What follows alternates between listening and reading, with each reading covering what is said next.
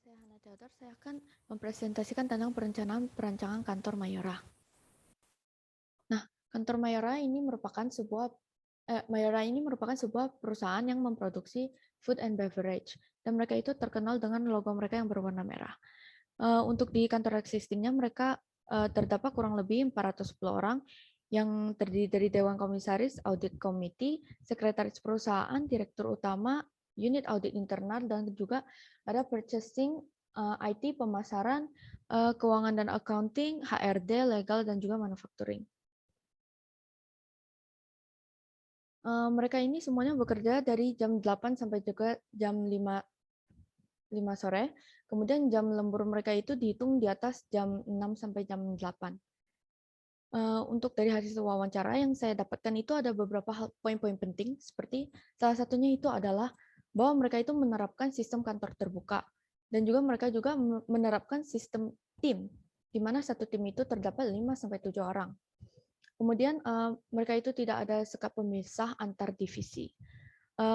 Menurut narasumber, ada beberapa hal yang penting harus diperhatikan, yaitu meja kursi yang digunakan dan juga pencahayaannya, karena mereka itu bekerja sekitar 9 sampai 12 jam, maka hal-hal tersebut harus benar-benar diperhatikan. Untuk lokasi existingnya mereka itu ada di Jakarta Barat. Untuk kantor existingnya itu mereka banyak menggunakan pencahayaan alami, kemudian mendapatkan bantuan pencahayaan buatan juga. Ceiling di area lobby itu tinggi, dan juga area lobby itu sangat luas. Jadi para tamu akan merasa tersambut dengan baik. Kemudian lantai dan ceiling mereka itu berwarna terang, mereka itu rata-rata menggunakan warna terang. Kemudian mereka itu banyak menggunakan bentuk-bentuk geometris. Nah, untuk blocking areanya itu, di lantai 1 itu ada ruang meeting sama resepsionis, di lantai 2 itu ada area purchasing dan juga marketing, lantai 3 ada IT legal, kemudian di lantai 4 itu ada manufacturer, finance, dan juga HRD. Untuk di JB Tower ini saya akan mendesain diambil dari blocking lantai 4, yaitu ada manufacturer, finance, dan juga HRD. Dan ini terpilih karena job desk mereka itu terdapat beberapa hubungan, kemudian juga sudah disepakati dengan dosen pembimbing. Untuk JB Tower itu di sekitarnya itu terdapat stasiun bus, kereta, dan MRT yang sangat banyak, sehingga jadinya mudah untuk mencari transportasi. Kemudian di dekatnya juga terdapat Monas dan juga gedung OJK yang bisa menjadi pemandangan yang bagus. Kemudian ada sumber kebisingan itu berasal dari jalan raya yang terdapat di sisi utara, barat, dan juga selatan. Kemudian terdapat Monas, seperti yang tadi saya sudah bilang, itu ada di sisi utara. Dari sini saya mendapatkan untuk mengusahakan tidak memilih lantai yang terlalu rendah karena akan berisik. Kemudian untuk mengambil sisi utara, usahakan untuk mengambil sisi utara agar bisa mendapatkan pemandangan Monas tersebut. JB Tower sendiri mengambil konsep dari tumpukan kotak dan juga abang none dan ondel-ondel. Lift mereka itu ada 4 unit di low zone dan juga 5 unit di high zone. Untuk rumusan masalah nanti saya akan sebutkan lagi di bagian belakang sekalian untuk menjawab pertanyaannya. Kemudian untuk programmingnya ini adalah flow activity dan juga flow kerjanya. Untuk flow activity itu mereka rata-rata semuanya sama, masuk ke dalam gedung, dan juga mereka pergi ke lantai tujuan dan ke ruangan-ruangan yang mereka tujukan. Kemudian untuk programming selanjutnya itu adalah tabel perhitungan kebutuhan luas ruang. Ini adalah tabel-tabelnya, yang mana pada akhirnya saya mendapatkan bahwa total kebutuhan areanya ditambah dengan 20% sirkulasi itu ada sekitar 246,58 meter persegi. Nah, untuk lantai dan area yang saya pilih itu pada akhirnya adalah di lantai 23 dengan area yang saya tandain merah. Tetapi sebelumnya itu saya memilih setengahnya saja. Tetapi ketika mendesain dan juga mempertimbangkan unsur-unsur antropologis dan juga ergonomisnya, total luasnya itu menjadi lebih banyak dan menjadi seperti yang saya tandain warna merah. Yang mana pada akhirnya itu selisih dari kebutuhan luas ruangnya itu menjadi 587,4 meter persegi. Nah, Saya memilih lantai 23 itu karena dia itu tidak terlalu rendah, sehingga suara dari jalannya itu tidak terlalu berisik, dan juga tidak terlalu tinggi, sehingga tidak perlu menunggu lift terlalu lama. Ada beberapa kelemahan, yaitu dia itu terdapat bagian sisi barat, sehingga bagian tersebut bisa lebih panas. Kemudian toiletnya itu berada di sisi yang berlawanan. Untuk opportunity itu bisa menggunakan pencahayaan alami, dan threat-nya itu ketika diharuskan keluar dari gedung, itu tidak akan secepat lantai bawah. Ini adalah matriksnya. Untuk zoning, konsep zoningnya itu saya ada riset yang mana bisa diakses semua orang, diakses oleh orang yang memiliki akses masuk, kemudian ada socialize, itu ada pekerja, eksekutif, tamu tertentu, dan juga service. Kemudian focus and collab itu pekerja, eksekutif, dan juga service, dan juga ada service itu bagian pekerja, eksekutif, dan juga service. Ini ada zoning terpilih. Zoning ini terpilih karena memiliki poin paling tinggi. Untuk grouping, ini konsepnya, dan juga ini adalah grouping yang terpilihnya. Nah, dari rumusan masalah sebelumnya, saya menjawab, bagaimana cara mendesain kantor yang mencerminkan konsep kebersamaan dari perusahaan Mayora. Nah, salah satunya itu dengan menggunakan tempat khusus brainstorming, di mana mereka itu bisa berdiskusi dengan bebas dan juga bisa beristirahat. Kemudian perlu diperhatikan juga setiap divisinya itu usahakan tidak terpisah oleh lorong-lorong yang terlalu berliku-liku. Kemudian furniture-nya juga bisa diperhatikan, seperti misalnya jika membutuhkan sekat, itu bisa menggunakan sekat yang transparan, dan juga itu susunannya bisa saling berdekatan dan juga saling berhadapan. Kemudian, karena mereka itu bekerja dengan waktu yang lama, mereka itu bisa menggunakan pencahayaan alami, itu pada siang hari dengan menggunakan jendela. Kemudian kalau udah malam itu menggunakan dari pencahayaan buatan. Lampunya itu menggunakan temperatur warna yang mirip dengan daylight. Kemudian cara untuk mendesain furniture yang memungkinkan pelaksanaan prokes itu adalah seperti yang sudah disebutkan, menggunakan sekat-sekat transparan, kemudian menambahkan tanaman-tanaman, dan juga memilih area yang lebih banyak daripada total luas area yang dibutuhkan.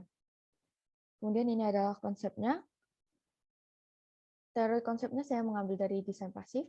Ini mind mapping, dan kemudian saya mendapatkan konsep geometris, terang dan cerah, kebersamaan, dan juga green design. Ini adalah mood board-nya. Konsep citranya itu professional and comfortable. Kemudian untuk bentuknya itu geometris, materialnya green design, alam dan nature. Kemudian untuk warnanya itu neutral dan juga kontras mengikuti warna perusahaan yaitu merah. Kemudian pencahayaannya itu terang dan cerah, temperatur daylight, dan no glare. Kemudian untuk konsep pengawannya itu tanaman dan nature, kemudian bersih dan merata. Untuk relasinya dengan rumusan masalah itu, apa yang bisa dilakukan pekerja supaya nggak merasakan lelah dan tetap fokus dan segar? Itu dengan menggunakan pencahayaan alami, kemudian juga menggunakan tanaman-tanaman. Kemudian untuk konsep green design yang bisa mendukung itu adalah dengan menggunakan material-material eco-friendly yang sudah tersertifikasi green, dan juga menggunakan tanaman-tanaman, juga memanfaatkan apa yang sudah ada dari gedungnya. Untuk ergonomi, ini social ergonomics, itu konsepnya saya menggunakan layer. Jadi saya itu desain dari semakin rendah pangkatnya itu desainnya juga mirip tetapi akan berubah seperti gambar di sini. Kemudian untuk fasilitas duduknya itu konsepnya itu nyaman.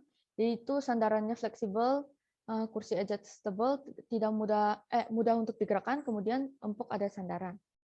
Kemudian untuk working surface-nya konsepnya itu no tangle, jadi supaya kabel-kabel itu tidak tangle. Saya menggunakan seperti lemari di belakang laci itu disembunyikan untuk kabel-kabelnya. Untuk pencahayaannya itu terang dan nyaman, di mana memanfaatkan jendela sebagai sumber masuk cahaya matahari, kemudian menggunakan roller blind dengan opacity minimal 7% agar cahaya tetap bisa masuk tetapi tidak menyilaukan. Kemudian pastikan lampu itu terbagi rata, tidak fokus satu tempat saja. Kemudian lampu itu di atas meja pengguna, bukan di atas penggunanya. Seperti gambar di samping. Kemudian untuk penghawaannya itu saya menggunakan tanaman dan juga nature. Untuk pengendalian bising itu tanaman dan material akustik. Tanaman itu dikenal bisa menyerap suara juga. Kemudian material akustik itu saya menggunakan karpet, kemudian saya menggunakan panel akustik di dinding dan juga ceiling. Untuk emotional ergonomics itu private and comfort.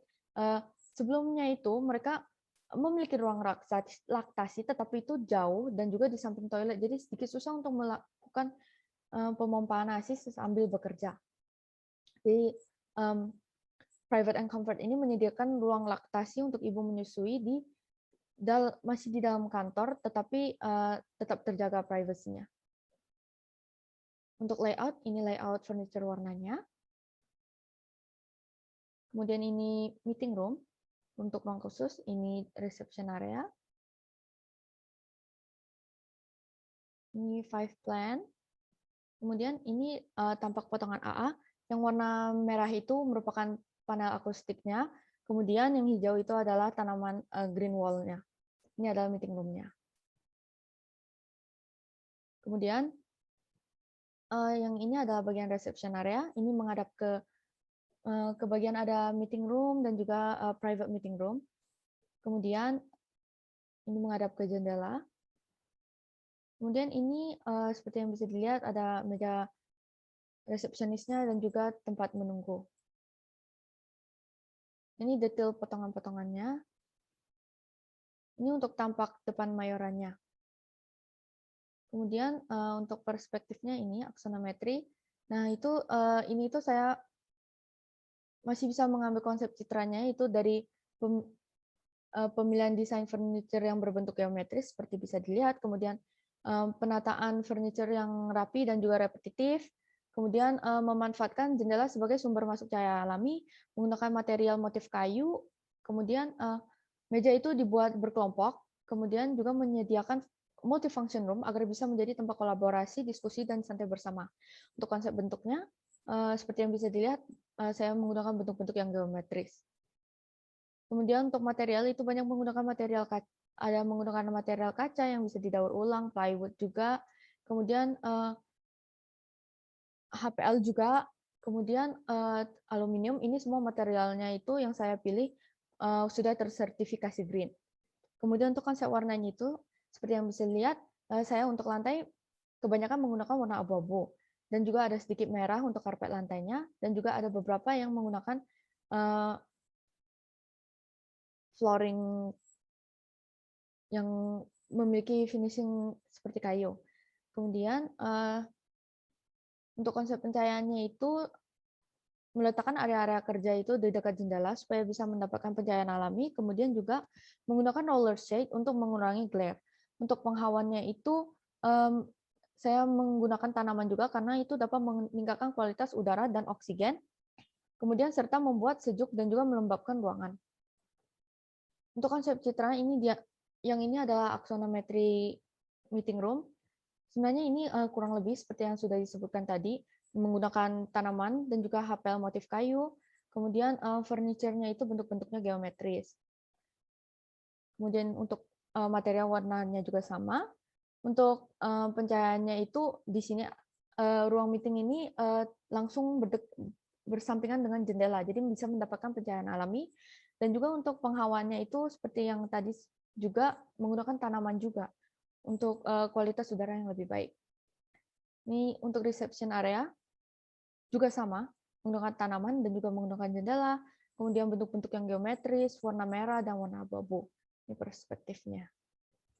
Nah, untuk furniture-nya itu ini material board-nya. Kemudian saya menggunakan plywood sampurna kayu dan juga HPL AIKA. Ini dua-duanya sudah tersertifikasi green. Kemudian ini kebutuhan meja kerja. Nah, konsepnya itu kalau konsep bentuk itu geometris, material itu green, kemudian untuk warna itu neutral plus kontras. Kemudian ini gambar proyeksi workstation. Nah, workstation-nya terlihat seperti ini. Nah, ini sudah di-exploded. Di bagian belakang ini itu untuk cabling. Kemudian ini untuk reception. Untuk konsep-konsepnya itu sama. Kemudian untuk aspek fungsional itu karena ada tamu, jadi biasanya bagian depannya itu lebih tinggi. Kemudian untuk estetisnya itu meja resepsi itu menggunakan konsep geometris tentunya, kemudian menggunakan warna merah juga dari logo-logonya. Kemudian menggunakan corak kayu untuk tetap membawa nuansa alamnya. Kemudian untuk teknisnya, seperti yang sudah disebutkan tadi, di bagian belakang di bawah meja itu terdapat seperti sejenis lemari, itu untuk mempermudah jika ada kabel yang rusak, dapat mudah diperbaiki. Kemudian ergonomis, itu dia ketinggian mejanya sudah mengikuti seperti standar, yaitu 75 cm, kemudian untuk bagian depannya itu 105 cm. Kemudian ini untuk gambar proyeksi dari reception desk-nya. Nah, ini tampak-tampaknya. Kemudian ini isometrinya. Ini detail. Kemudian material konstruksinya. Ini karpet-karpet yang saya gunakan itu sudah tersertifikasi green. Cuman kekurangannya itu dia itu diproduksi di luar negeri, sehingga dia itu jauh untuk dibawa ke sini. Kemudian ini material board-nya. Ada floor plan. Kemudian untuk dinding itu saya menggunakan gypsum dan juga ada plywood. Nah, kedua produk tersebut itu bisa didapatkan di Indonesia dan juga dekat, dan juga dia itu sudah tersertifikasi green. Kemudian untuk yang panel aluminium ini sayangnya belum tersertifikasi green. Untuk ceiling itu juga sama menggunakan gypsum dan juga menggunakan paneling seperti pendan ini. Dan dia itu sudah tersertifikasi green. Sekian dari saya, terima kasih.